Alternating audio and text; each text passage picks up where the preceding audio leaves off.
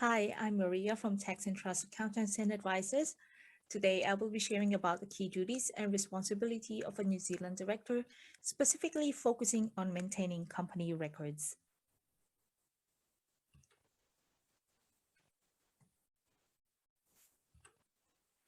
So if you're a director or even an owner of a New Zealand company, the Companies Office Act is the best source of information on how to manage the company effectively within the rules and regulations of the government. Part 8 of the Companies Act refers to the directors and their powers and their duties. The Companies Act has strict requirements for directors. These are, amongst other things, requirements such as holding and maintaining an up-to-date share registers and directors register, interest register, minutes and resolutions register, accounting and other statutory records readily available at the registered office. They have to ensure the registered office's address and address for communication is accurate and correct on the company's office. If the company records are not stored within the company's office, the New Zealand Companies Office address for records should be updated. Company directors need to ensure there are no misleading or inaccurate information on the company's office register that doesn't reconcile with the company's minute book and internal company's office administration records. So here are the duties of directors. First is the duty to act in good faith and in the best interest of the company. Directors are not expected to make the correct decisions all the time. However, they need to be able to demonstrate that decision-making was made with good intention and in the best interest of the company. Next is the duty to avoid reckless trading. Directors cannot carry on a business in such a way that creates substantial risk to the company. The company must maintain solvent when approving major transactions. So before directors approve major transactions such as dividends or share purchases, the company must be able to abide by rules and procedures before and after the transaction. Next is the director's duty of care. Directors are expected to take an active interest in the affairs of the company and must exercise care, skill, and due diligence when acting as a director. Next, director's interest. Where directors have or may obtain a financial benefit in a transaction, they must disclose their interest in the transaction as soon as they become aware of it. In most cases, this requirement can be added by maintaining an interest register. In most cases, this requirement can be addressed by maintaining an interest register. And lastly, duty not to disclose, make use of, or act on any company information. Directors must not use confidential company information for personal gain. Disclosure of company information can only be done when it is required by law or for company purposes. This duty can extend after a director has resigned from their position as a director of the company. So I have to make sure that directors need to ensure that they are all meeting their obligations and are maintaining compliance with the Companies Act of 1993. So what should directors disclose? Interest. Interest refers to any interest a director has that will or may affect the ability to act in the best interest of the company in a transaction. This also refers to whether directors have or may obtain a financial benefit in the transaction, where they must disclose their interest in the transaction as soon as they become aware of it. These are cases when the director is a party to the transaction or has a material financial interest in a party where the director may derive a material financial benefit. Other cases could be where the director is closely related to someone who may derive a benefit directly or indirectly through that transaction. Next, directors should also disclose share dealings by directors. This means directors have to declare to the board the number and class of shares a director acquires or holds. The director must also ensure that the particulars disclosed to the board are entered in the register. This will also apply when a director of a company acquires or disposes an interest in shares issued by the company. This could be in a form such as share transfer to another shareholder or buying out the share of a company. Another one is disclosure of remuneration and other benefits. This could be the payment, salary, or wages or other benefits given to the director for his service. It could also be any loans by the company to a director or the giving of guarantees by the company for debts incurred by a director. Any director who votes in favor of authorizing a payment, benefit, loan, guarantee, or contract must sign a certificate stating that in their opinion, the grounds for that opinion is fair to the company. And lastly, directors should disclose indemnity and insurance. The director of a company must ensure that particulars of any indemnity given to or insurance affected for any director or employee of the company or a related company are entered in the register. So let's take an example here. Tiny Garage Limited. So the owners of the company Tiny Garage Limited has appointed Mr. Roberts to be the company's director. However, he is also the shareholder of Spanners and Stuff Limited, a company that would supply tools and parts to Tiny Garage.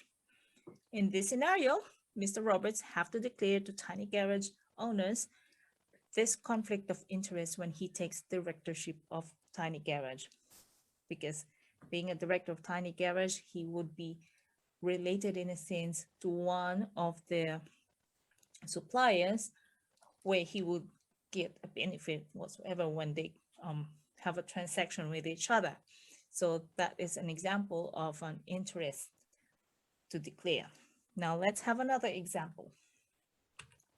After 5 years of being a director of Tiny Garage, Mr. Robert would like to be an investor to the company Tiny Garage. So he wants to be a part owner of the company and still continue to be a director getting salary just like before. So he tells the company owners that I want to be part owner of Tiny Garage. Here's the share that I want to invest with the company. So in this case, director's disclosure would refer to the share dealing by the director, Mr. Roberts, and the remuneration, which he would say he would like to be paid as a director as well, even if he's already also given an investment to the company. So this needs to be declared. So how would these declarations made official? So to make this declaration officially recorded, resolutions and minutes should be drafted and signed by the directors and shareholder of the company. The New Zealand Companies Office must also be updated, especially for changes such as new directors and any changes with the company's share. These documents should then be stored with the company's records. Here are some of the most common declarations that directors are kept in the company's record.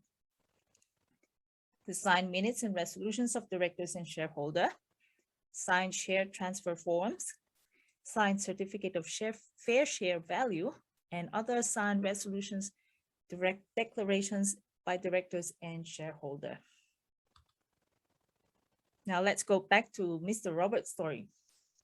Now he have to make his declaration official. So how is this going to be done?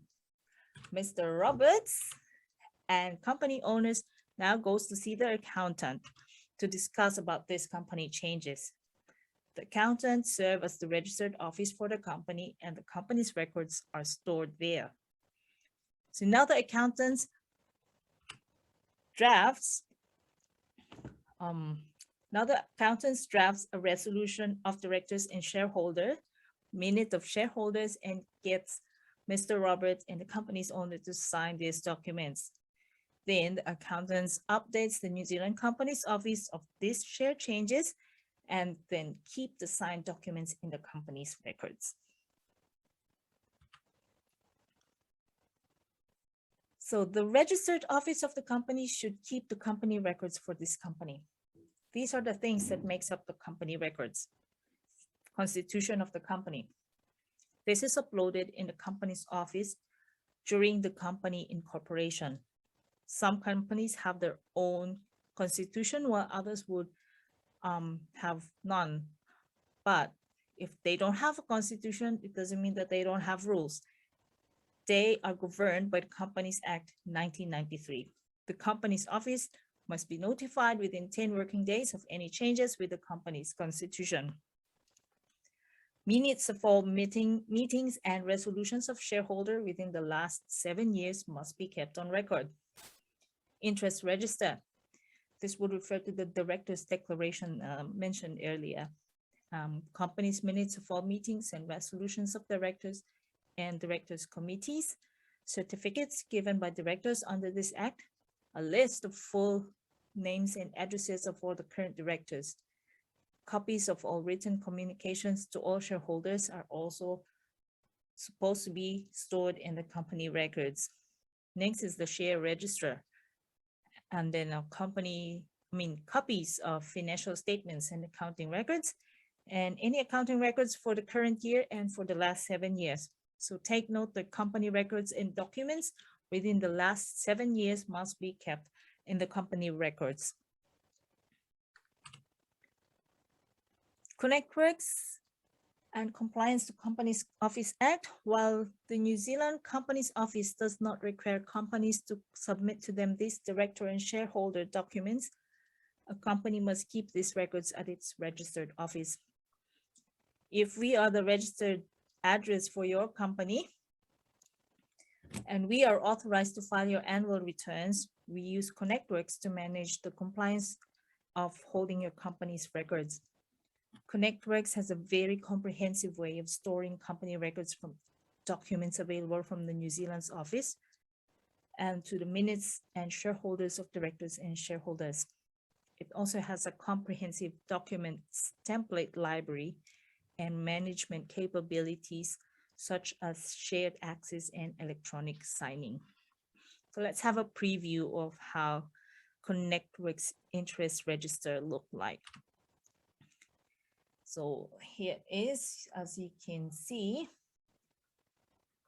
you've got here the different sections, different kinds of registered. So it will be arranged or sorted accordingly. And then you can also create a new register if there are any new changes during the year. And then it will give us access to the templates that we need for these changes. If we need to add new entry, we can upload the documents here. And yeah, so it's quite comprehensive. It's very easy to use and it's safe. So ConnectWorks does not only provide secure online storage for your company records, but it's also a very systematic method of maintaining your company register. So once a company is subscribed to ConnectWorks, it automatically uploads documents from the company's office into the online register. This one. So whenever there's a change in your company, ConnectWorks would provide a template for the minutes and resolutions and access hundreds of precedents for these documents that are needed. So these documents, resolutions, minutes can easily be uploaded, electronically signed, stored online, and available anytime. Being a director of a company is far more complex than simply filing an online annual return. Not complying can carry serious consequences, with the fine for a director for failing to hold correct company's office administration records can be like $10,000, and for failing to keep accounting records accurately and readily available to registered office could be $50,000. And the Act also gives the company's office the power to remove the company from your register. So these are very serious penalties that you could face if you don't comply with the Companies Act. So that's why it's very important that we know and we are aware of all of these rules and regulations and we abide by it. So here are the circumstances where the company's office may remove a company. If the company's office discovers the company has provided inaccurate information to the company's office, the company could be removed from the register. If the company directors or shareholder always fail to comply with the duties as per the act, they can also remove the company. If the company does not have a director living in New Zealand or living in Australia, and it is also should also be a director of an Australian company, that could also cause the company to be removed from the register. And if the company's office has reason to believe that the company is no longer operating due to failure to file annual return, failure to respond to any request for information from the company's office, they would have a reason to believe this company no longer trading, these companies no longer exist, they are going to be removed. So we strongly advise to seek and talk to your accountants whenever you feel like you don't need to do filing of annual returns, or you want to declare your company not active already, or you thought that you want to close your company. Please reach out to us and we should go through the proper procedures to close your company. Now, should the director choose to manage their own company records? Sometimes things happen and you don't want your accountants, you don't want us to manage your records and file your annual return. That's all right. They just have to ensure they comply with the Companies Office Act. Directors should ensure they maintain the company's records and keep it up to date. Company records should have to be stored in the company's registered office or at the address of record specified in the New Zealand Companies Office. Just take note, these are the things that you should keep. These are the sections that you need to have in your company records. Make sure you keep your documents up to date for at least 7 years. So you have to talk to us if you want to manage this, so we can update the company's registered office in the company's office records, and then we can have a discussion on how you are going to manage your company records by yourself. All right, to take the stress off of our client, we provide registered office and company records administration to our clients. We have included this service in our monthly accounting package. So all of our clients who are under the monthly accounting package, it is included there that we do the company administration and filing of annual return, and they get the subscription for companies, ConnectWorks. So everything is done by us. All they need to do is just sign any documents that we send to them, or they tell us if there are any updates and changes in their companies, then we can provide them with the resolutions, the templates, the documents that they need to sign, and we will upload them in ConnectWorks. So if you're on a monthly accounting package, you're all sorted. However, if you don't have that, but you want to subscribe, we can also offer a separate company administration service to those who are on an annual accounting work package. We can give you a separate ConnectWorks subscription fee, and of course we will manage your company's register accordingly. So yep, if you have a ConnectWorks subscription, we get to access the minutes and resolution templates and annual return filing. We will manage this out for you, so you directors can focus more on your other duties and responsibilities.